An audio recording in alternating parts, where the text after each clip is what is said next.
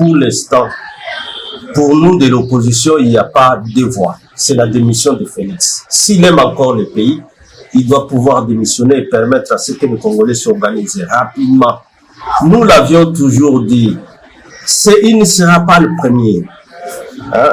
Il ne sera pas le premier. En France, on a connu le cas de René Coty lorsqu'il a trouvé que la crise s'installait et que tous les gouvernements qui mettaient en place, c'était des gouvernements infirmiers qui n'avaient pas de solution à une crise et à la situation de la guerre de l'Algérie pour eux là-bas. Il a demandé à ce que De Gaulle revienne et qu'on voit comment mettre en place un gouvernement de transition pour très rapidement passer à la 4e République pour renforcer les institutions.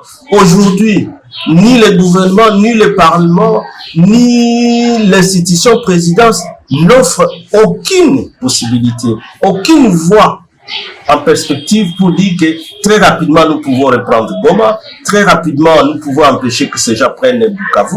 Aucune perspective.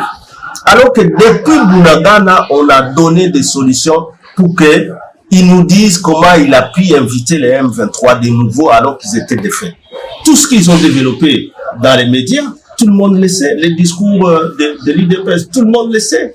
C'est toujours trouver des boucs émissaires. Ils se rabattaient sur l'accord de 2009 alors qu'ils savent bien qu'il y a eu l'accord cadre d'Addis Abeba où le Rwanda est interdit à soutenir un groupe quelconque armé à l'Est, où l'Ouganda est interdit à soutenir un groupe. Mais ça n'a pas empêché Félix à permettre au Rwanda de ramener ses troupes ici.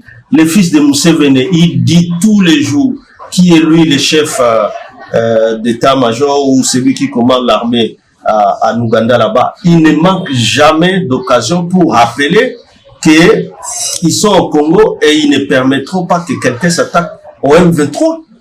Est-ce que Kinshasa ne suit pas ça? Et nous, Kinshasa veut nous imposer, veut imposer au peuple congolais de se retrouver devant un fait accompli où finalement les villes et les chefs-lieux de province vont tomber les uns après les autres et commencer à dire « moi je n'étais que victime, je n'étais qu'un victime » alors qu'ils sont en train d'exécuter un plan où c'est finalement le Rwanda et l'Ouganda qui sont en train de balkaniser notre pays.